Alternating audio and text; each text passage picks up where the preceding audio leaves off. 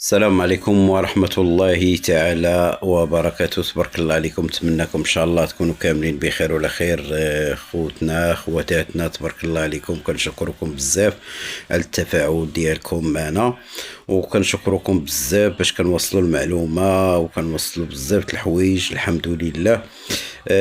بغيت نقول لكم اخوتي، اليوم جينا غادي نتكلموا على بعض السياسيين وبعض المنتخبين، وهذه علاش ما كي اللي كيمثلوا المواطنين وما كياخدوش لهم الاغراض ديالهم، وما كيوجدوش لهم مشاريع في المدن ديالهم باش تقدر تكون يدافعوا على بعض المشاريع باش ينميوا المنطقة وينميوا الشباب ويحفزوا الشباب.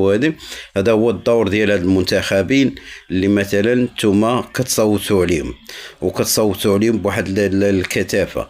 علاش ما تختاروا واحد الشخص اللي يكون هو كيناسبكم، وشخص اللي هو غادي يخدم المصلحة ديالكم، وشخص اللي هو غادي يكون قريب منكم وكيتواصل معكم في اي لحظة.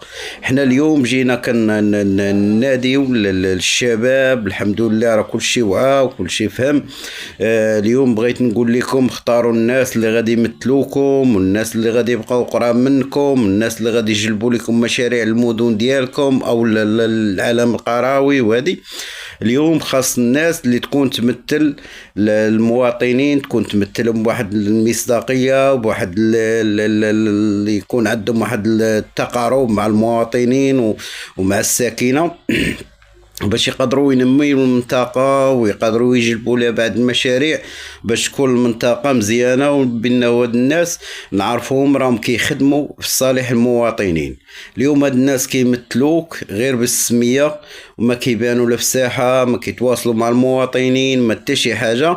المهم هاد الولاية خوتي رسالات، وحنا مقبلين على ولاية ان شاء الله جديدة. اختاروا الاشخاص اللي هما غيكونوا قراب منكم وكيسمعوا ليكم وكيتحاوروا معاكم وكيكونوا يشاركوا معكم في جميع المجالات. وتبارك الله عليكم خوتي، وديما اختاروا الناس اللي غيجلبوا لكم مشاريع للمناطق ديالكم.